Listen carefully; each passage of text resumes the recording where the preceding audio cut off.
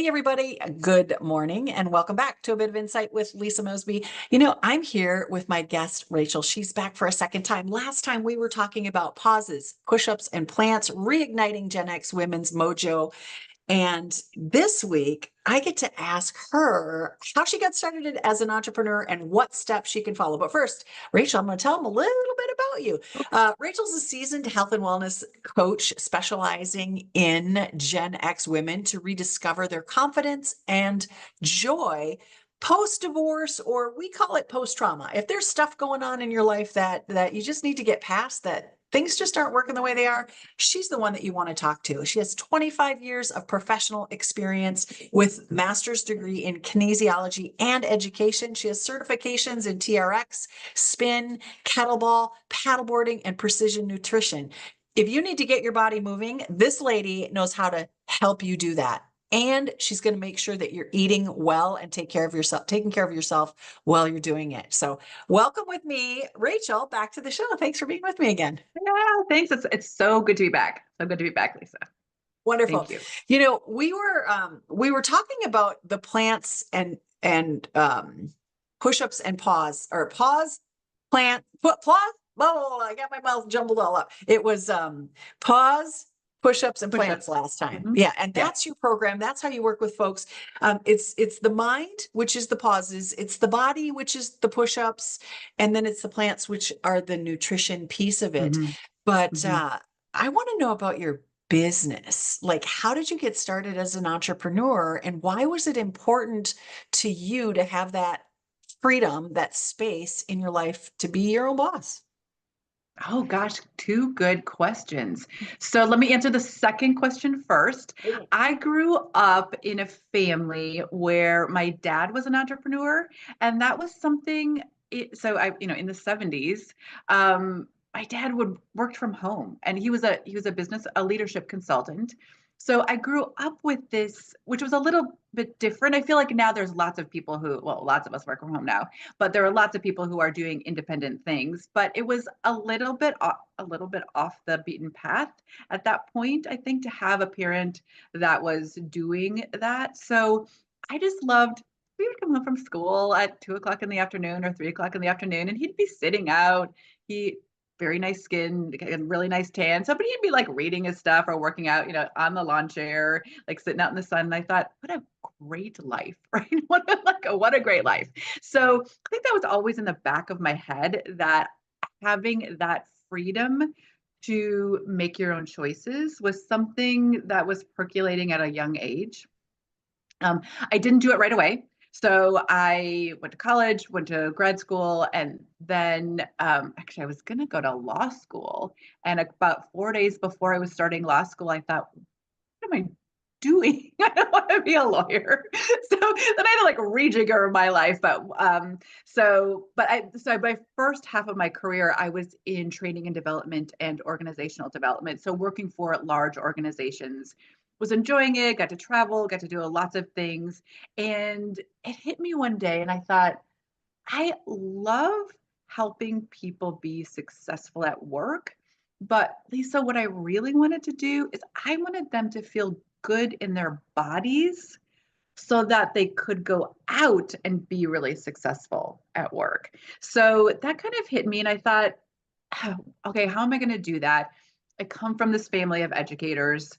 And so I thought, well, of course you have to go back and get a master's degree in kinesiology, because that's just how it works. I mean, that's not actually how it works, but that's how it works, right? So I was in my late 30s.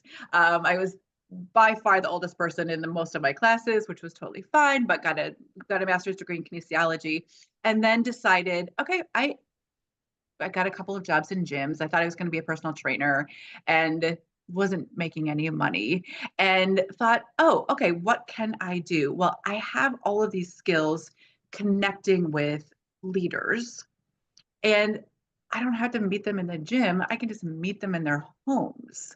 Right. So I started my career in my early 40s, then as an entrepreneur, being a personal trainer, and I went to people's homes doing personal training. So loved it and loved the freedom. Um, didn't always love all of the driving at 4 a.m. in the morning to these leaders' homes because, they work out early in the morning. Right. So, but was, made a pretty good life for myself, made a pretty good career for myself. And then two things happened. I suddenly single and the pandemic. So all of a sudden I was like, right, that was going to be my word, right? Oh, oh, oh. Now what happens because I cannot be driving to these people's homes anymore. I was living in Minnesota and Minnesota really was for whatever, cracked down. We were Mhm. staying home. So I was all of a sudden single and what was I going to do for my job? Like personal training, the personal is the first word in personal training. What was I going to do? So all of a sudden we started training via Zoom. So I was sitting on my couch watching these women, mostly women, in their home gyms because that's who I was training. So these women in their home gyms, doing telling them to do push-ups, and I was sitting on the couch drinking coffee. So I'm like, okay. Yeah. So I did. So, it was an interesting space in my life to all of a sudden be 100% responsible for myself, amazing making all those choices, but also being 100% responsible for myself being an entrepreneur and trying to figure it out. Right. So it was great and crazy. And then the thought occurred to me, one, I don't just want to sit on my couch and watch people do push-ups, right? Because it's fun and I, enjoy that and I like people moving, but well, how can I combine both my previous life of working in coaching, doing that kind of coaching, and how do I help people live fully into who they are? And then the total aside was, oh my goodness, I'm virtual. I don't have to shovel snow anymore. So why am I still in Minnesota? Like, right? Like, yeah. So yeah, I live in Austin, Texas now, right? Yeah. So that's a super short snippet on kind of how I started. Clearly, there were lots of fits and starts and all of the other things in terms of building it started out really as a hobby, right? Doing personal training.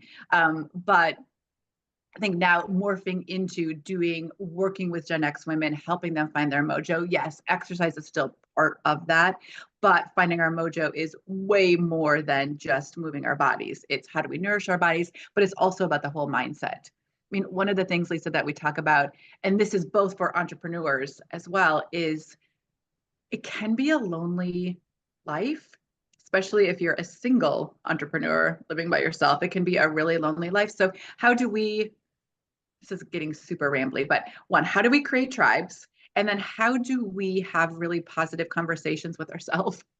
Right. And I teach women in the program how to do that too. But as entrepreneurs, I think we need to be our own cheerleaders because who else is going to do it, on a day-to-day basis because we don't have somebody else here. So that was a Was lot. it was an evolutionary process of trial and error and not loving where you were at and deciding to step out and adventure into something new. And I think that that's oftentimes what happens with entrepreneurs. Uh, I think that we're born entrepreneurs. I think people have that entrepreneurial spirit when they're really young. My dad was into network marketing as a side gig, even though he was a pipe fitter, but he could not ever walk away from it. He tried so many different network marketing things because he had that desire to do that. And just like you, witnessing your dad, there's a freedom that you see when you're an entrepreneur. There's a freedom um, that comes with being an entrepreneur. And I love that you said, and how am I going to support myself? How am I going to make enough money? How am I going to do all the things, the technology, the accounting, the employees if I need them, all the legal stuff that happens with that. And I'm an entrepreneur and I have freedom. There's this juxtaposition that happens with our mind and reality of what is happening as an entrepreneur. So let's go back and kind of dissect some of what it is that you shared with folks. So number one was you saw the freedom and you wanted to do that. Mm-hmm. What was the next step? Like, did you quit your job right then and there when you realized it, or did you start preparing and stepping into this life as an entrepreneur? Share a little bit with where you were at that stage. Yeah, I probably didn't do it in exactly the right way, but let me take that back. There's no right way. No We right all way. So I got laid well, I didn't get laid off from my job. I was working for a really small consulting firm and they closed. So I was like, shoot, what do I do? Like, what do I do? And so I thought, again, because of my history, I thought that was when that's when I kind of made the decision that I wanted to help people in a different way. So instead of helping people be good leaders, I wanted to help them feel good in their bodies. So I got laid off, lost my job, decided, you know what? Let's go back to grad school. So I went back to grad school full time. So I did that in 18 months. So I went back to grad school full time. Worked as a personal trainer at a gym during that, so supported myself a little bit during that time, and I just jumped right in. So I jumped right in, um then had some fits and starts as I had jumped right in because I wasn't exactly supporting myself. So I did have I worked for my dad for a little while, and then I did take another position kind of about 6 or 7 years in because the fear crept in. I thought, I See, am it's not making enough messy. money. Yeah. It's messy. And the fear crept in. And I didn't, at that point, I was kind of right at the end of my relationship as well. And I was like, everything is messy and everything is scary and I can't breathe and I just need some money. So and I had the skills. So I took a job as the director of, I don't remember what my title was, but for a wellness company in Minnesota. So I took a job, well-paying job. It was great. I mean, it on paper looked fine. Looked like, oh, Rachel, that was the right decision. You don't really know what's going on with your relationship. You need some money. You need some security. You need health, benefits. You need all the things. Was there for maybe 18 months and yeah, I had to say no. I Yeah, had to I'm say no. calling time. Let's look at that a little bit more. So for folks who are thinking about this, if you are an entrepreneur or you're trying to be an entrepreneur, you're pursuing this, it's messy. You're not going to just jump out of your corporate job and into something else. There's preparation that has to come with this of like, what did you enjoy doing? Rachel mentioned she loved going to the gym. It was a natural fit for her to support people through that fitness piece of it. She wanted to see people strive and be successful in their health and wellness part so that they could go out and do something else. Maybe for you, it's the opposite. Maybe you want to help people set up their financial planning, or maybe, your coaching is in the the nutrition aspect of it, or a different perspective of wellness. Maybe it's massage and relaxation. Wherever you fall on these things, however you want to serve, it's getting clear on what that message is. I think that the biggest mistake that most entrepreneurs make is they jump and they don't have a plan. They don't have any clarity. They don't know where they're going to start. They just start. And so there's this messiness that happens with it. If you look back, what would you do differently? I think honestly, I would have gotten a business coach right away. Yeah. I would have gotten someone to help guide and narrow my niche right away, Mhm. so that I could expand later. I think I went into it thinking I have the capacity to help all leaders, men, women, doesn't matter what generation. I have the capacity to help everybody. And perhaps that I do. Perhaps I do have the capacity to help everybody. Do I have the absolute expertise to help everybody? Probably not. I would have spent time, and I would have also said, I can't do everything myself. What can I outsource? And I would have outsourced helping me create that vision, mission, that space, which I thought, okay, I help other people do that. That's what I'm doing right now in my job. So I should be able to do that for myself. I would have outsourced that 100% right away. I think it wouldn't have solved all of the pains because entrepreneurship is up and down. I think forever it's up and down.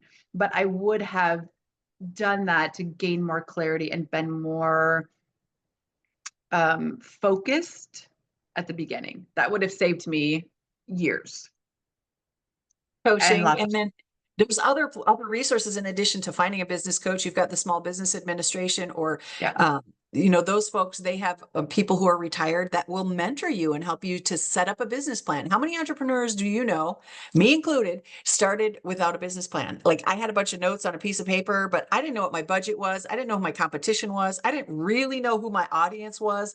I really didn't have any products set up. Like, what was I going to sell and what was I going to sell it for? Like, there's all these details that we don't think about when we first start, or many of us that have been in this industry for a long time. For me, I'm 40 years as an entrepreneur now. And yeah, I made every single one of those mistakes. And had I gotten a business coach early on, had I gotten with somebody who was already doing what it is that I want to do and ask them, will you mentor me? Like, can I give you a percentage of my business to mentor me for this next year? There's people out there that have already done what we did. We don't need to reinvent the wheel. So how do we get started? So a business coach would have been one of those things. What about money? Like, did you have enough money to get into this when you started? How would you have done budgeting or money management a little bit differently? Any thoughts on that?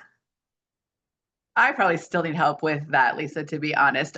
No, I just jumped. I, maybe it's a little bit part of my personality that I have this huge faith that the universe is going to take care of me.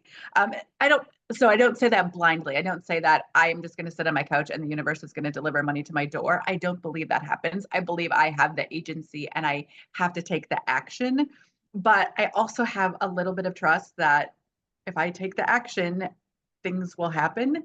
And things have happened. And it hasn't always been easy. There have been some really lean years, but yeah, I don't know how much wisdom I have, because don't follow me. I literally just jumped without a safety net. So You did have a safety net. We both share the same safety net, and that is that you trust. We have yeah, faith and we have trust that things are always working for our good. I have faith and trust that the next right person I need to talk to will show up. So there's this courage, this bravery that you need when you are an entrepreneur. And then like, fear is just false evidence appearing real. So, letting fear sit on the shelf in order to make that jump. I love that you're vulnerable and honest about it, because that's the truth about entrepreneurship. People think it's easy and you can just jump right in, and it's not always easy. Sometimes you have to dip your toe in, depending on your personality. Some of us, we get on the diving board and go, oh yeah, this was a lot higher than I thought. And we're going in the water and it's going to be warm, I hope. And it's not always warm. So, that's why I kind of like to address these things, because we make it look all good and, oh yeah, she's so successful. She runs her own business and we're like a duck on top of the water. Our feet are pedaling, but we're cool, calm, and collected because we know what we need to be doing. So next steps beyond the planning, getting a business plan, beyond the money. What is something else that we want to bring attention to? What's that next step that we want people to be aware of and be, cautious of as they're moving forward on their entrepreneurial journey?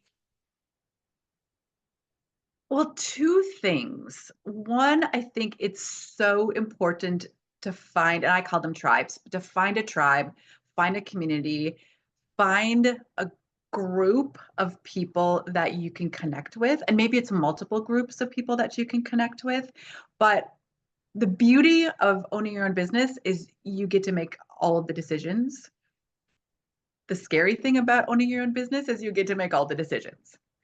Right? I mean, so it's a both and. It's seriously something, Lisa, and this is maybe a little aside, especially being a single entrepreneur, is that I there were days, sometimes there's still days, but there were days I was like, I just want someone else to make a decision. I want someone else to pick out what kind of cereal or what kind of lotion or what kind of, like, just make a decision for me, because one, the beauty, I get to make all of the decisions, and the, you know, drawback is I get to make all the decisions, right? But so I think finding a tribe, because the important thing is to know you're not alone. You're not alone. There are other people, there are other women, there are other people that are in the same space as you, and you can share some of that. You can share ideas, you can ask for help. You don't have to do it alone. You get to do it alone, but you don't have to do it alone, and you probably shouldn't, because I think we're put on this earth to be in community with each other. So making sure that you find that tribe. I think the other piece, and this goes back to what we've already talked about, is I also believe that I am firmly not alone, even when I'm sitting alone in my living room, because I have the universe. Like the universe is here with me. I call the universe God. God is with me. I have that. Um, I have that foundation. So for me, those are the two things: to find the physical tribe, but then also to be able to rely on my faith. Yeah, I agree. I follow you on that. I think about two tribes actually. When for me, it's like the tribe that I'm going to serve, and then the tribe that serves me, because that's Yes. what helps us from being alone. When we get in with those people that where I put it like this, I don't mean this in a negative way, but sometimes I need to be the dumbest one in the room because all those people have answers, and all I am doing is showing up and asking questions. So it's important to be part of that tribe. They've been there before me. They've made all the mistakes, and if they can condense the time, my learning curve, if they can condense that time, if they can save me money by telling me what not to do, it's going to increase my chances of being a successful entrepreneur. And so I think as an entrepreneur, we need to know when we're using two ears, and we need to know when we're using one mouth. And those two ears are when you're in that room of those mentors, those people that can help shape you, that coach that you don't need to tell them what you're great at. Listen to them and find out what you're going to be greater at. And then those people that you serve, we do have to listen to them as well, because they're going to tell on themselves. They're going to tell us what they need from us, where they want to go. But how do we pour into them? And that leads me to, how do we come up with offers and the products that we're going to sell, and some of those pieces? Like I know many, many, many women, because I primarily work with women who are coaches, and they may be a life coach, they may be a fitness coach, they may be a health coach, they may be a business coach, a digital marketing coach. Like there's all these places, all these coaches. But how do we help people figure out, what are you going to sell? What is your product? Because the idea of being in business, you have to make money. How do we take that next step? How do we actually start a business, hang a shingle, and make money? Any thoughts? Yes. So the first thing that I would say is, who were you 4 years ago? Like, who were you 4 years ago? And serve those people. I mean, that's how I actually came up with, this niche about what have I gone through? What do I have to offer? Because I can say from a 100% transparency, I was you. And I want to, just like you said, shorten the time that it took me to get from there to here. So how can I was you, I know you, and I am you, but I am you a couple of years down the road. So let me help you. Let me help you. So I think that was, because then I'm passionate about that as well. So one, I know it and I have passion around it. So I Mhm. think those are two things. And then I think the third thing, and again, to get to the money piece, is, we talk about, there's so much out there right now about, oh, just follow your passion, do this, just blah, blah. Yes, you also have to make money. So yes, your passion can be something, but will someone buy that from you? Can you make money from your passion? So you need to ask yourself that hard question. And most of the time it is yes, because you can find that community, but you just have to make sure that there is a community out there. So doing a little bit of research, asking the question, are people, is the pain that somebody's in, like, can you solve that pain? But is somebody in enough pain to pay money for it? Right? Because they can just be in a, what did we just freeze? We're still here. Did we freeze for a second? We're still here on my end. I can still hear you. Keep going. Oh, you can still hear me. Oh, Yeah. I was just going to say that people, people will, if they're in enough pain, people will pay. Mhm. Right. So making sure that all those things kind of are tied together. Yeah, interesting. And it's not that how do I say this? We have to make money, but it Yeah. doesn't need to be a transaction. Like we don't come from those places of transactions first. I'm not helping you just to make money. When you have that heart of compassion and who you want to serve, the money piece of it comes together more effortlessly, Yeah. because and you get clear on, this is who I serve and what I serve. You mentioned early on, I thought I could serve everybody. Well, I primarily work with women. So that's like 400 million women. I cannot serve 400 million, not in any lifetime, not in any month, day, year of my life will I be able to serve that many people. But I can serve the small tribe that I have right now. And then once that starts producing income, maybe I can add some other coaches. I can add some other people to my business and expand and grow. And eventually I can serve more women than I can today. And so when we start as an entrepreneur and we think of, serving, I can serve everybody, I can do everything. It comes from a place of desperation and lack rather than saying, I will serve women between the ages of 50 and 60 who are entrepreneur, who have an entrepreneurial spirit, who find themselves later in life and they need more income. They want more travel. They want more time to spend with their grandkids. I can show them how they can create that, how they can create freedom of time, how they can create more income, and how they can do the things that they want to do and love every single day. Who are my people? That those people will actually pay for my services because I can help them. And I think that's what you're saying is that when we find that tribe of people, when we start to attract the specific people that we are built to, based on our experience, our knowledge, and our training, those people that we are built to help, the money will follow. Right? Yes, and I think just to expand on that too, it is then about showing up as your transparent self, right? Because once you show up as your transparent self, you will attract the people that are attracted to that. Because not everybody's going to like me. That's okay. That's okay. And there might be someone in my exact demographic, like that exactly fits on paper is all of the things that I can help. But then they see me here or they read something on LinkedIn and they're like, oh no, I don't, which is fine because I want to attract people that I want to work with as well. And they need to know who I am. So they want to work with me. Right. Because I think that's important as well. And that's one of the things as an entrepreneur is that you have that freedom also to work then with people that you enjoy. You don't have to serve everyone in your demographic, right? Because that's not, I don't want to do that. I want to like the people that I work with. So I get to be picky as well. So the people that I attract into my tribe, not that I want to be exclusive because that is not who I am, but if I put my transparent stuff out there, they're going to self-select out if they don't agree with some of the things that I agree with. If they don't, and I'll just put it out there, if they don't believe that there is a God or there's something greater than us on earth, they're just going to self-select out, and that's okay.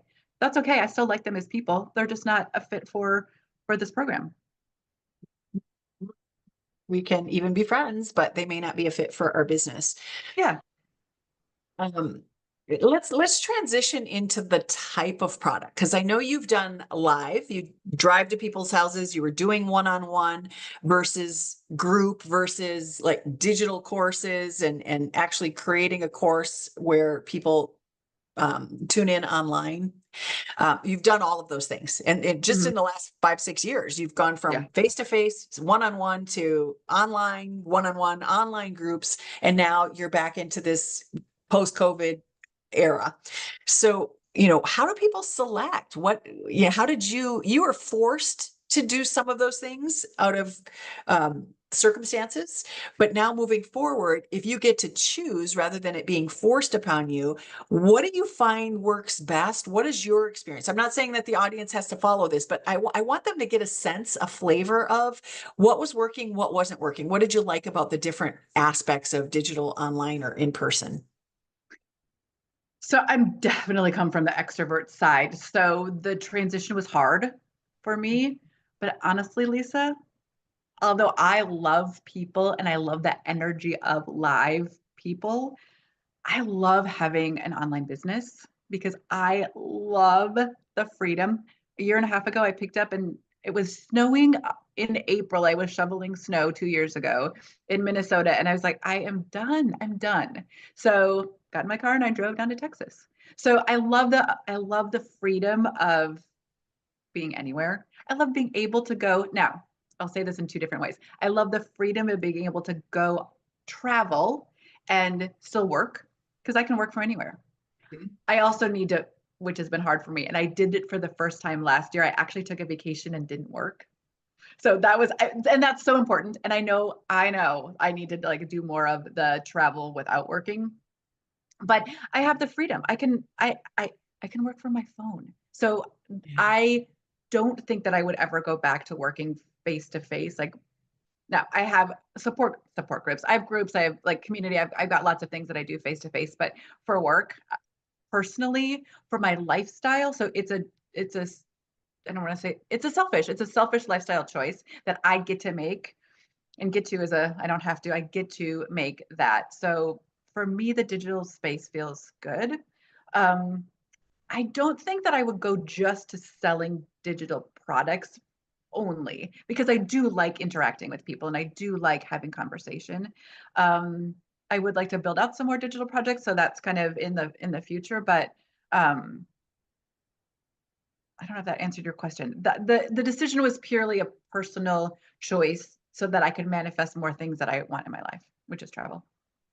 Yeah. And your products are events, right? Do you have some events coming up where you're face to face with folks or?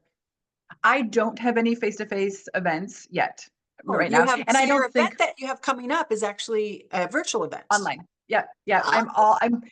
focused. Yeah, so the mastermind that I have, yeah, coming up is a online. So Beautiful. So I think people have to make that choice. If you're in a community and you have roots, which neither of us do. I mean, I'm in a community for a few months while I'm in this area of the country. But but I'll be moving on soon, in a couple of weeks.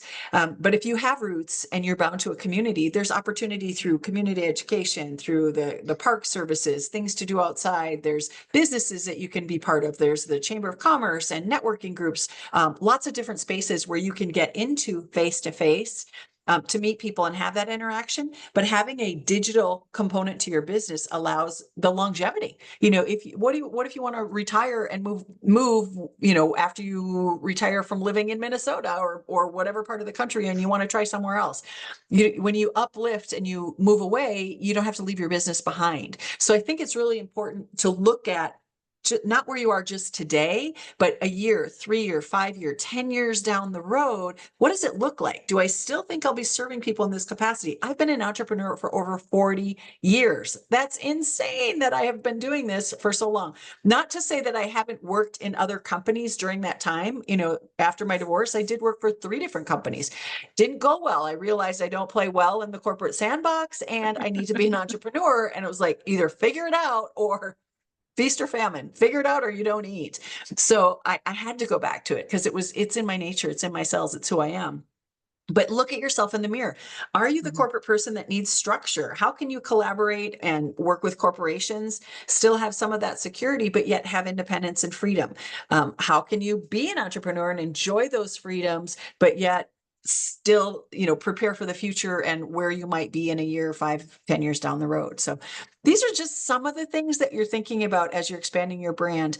I want to jump into the brand identity. You joke around being single, cat lady. You have this kind of kitschy way that you're presenting yourself on LinkedIn, and I love it. I totally connect with it because of the fun energy. But speak to a brand. Like, how do you identify? Like, how do you put yourself out there, be vulnerable, and identify your tribe to attract them? I don't know if it was always really strategic. Um, but I do have to say the whole I know who I am as a person, and fun is absolutely one of my values. It's been one of my values since I was it's just one of my values. I was born with fun being one of my values, fun, joy. My company's named Enjoy. So for me, the brand has always been about that energy, about that lightness, about that fun. And as a person, I've always just been pretty transparent. I do have to say there was some apprehension about how transparent, how authentic can I be on LinkedIn? Because LinkedIn for a while for me, and LinkedIn, like every social or like every platform, has evolved. So, 10 years ago, I'm pretty sure I wouldn't be putting all that stuff out there, although I was a different person 10 years ago as well. So I don't know. I can't even say that. But I made I put the stake in the ground. I made the decision to say, I am going to be my authentic self. Now, do I share everything on LinkedIn? No, it's not, I don't share everything. I mean, let's be appropriate. But those things are just part of my DNA. I just happen to be single. And he's sitting right over there. I happen to have a cat. I'm a childless cat lady, right? That just is. That humor, that things, those are just part of who I am. So it was making the decision to step away from the fear and just be authentic. And I believe and I trust and I know because it works. If I'm authentic, my tribe, who also appreciates that authenticity, is finding me. The people that don't appreciate that authenticity unfollow me. And okay, that's fine. That's fine. And they don't, that's okay. And again, as we said before, really good people, just not my tribe for my work. Yeah.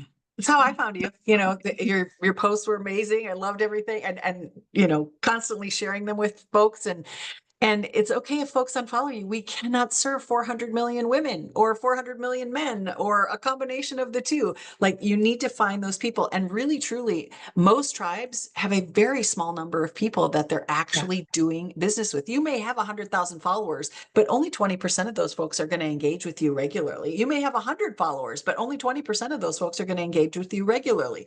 Your offer, your price, what you charge has to be in connection, in alignment with how many people you're serving. So there's other ways to look at this. Like, what do I charge? Do I want to do a small product at $5 and serve hundreds of thousands of people, or do I want to do a more expensive product at $500 or $5,000 and serve fewer people? So Yeah. again, the business coach is going to help us to identify some of those things. As we come to a close here, what is the fun? Like, are you setting your business up so that you can sell it? Do you have an exit strategy as an entrepreneur? I know in corporate America, they always have an exit strategy. What's the next step?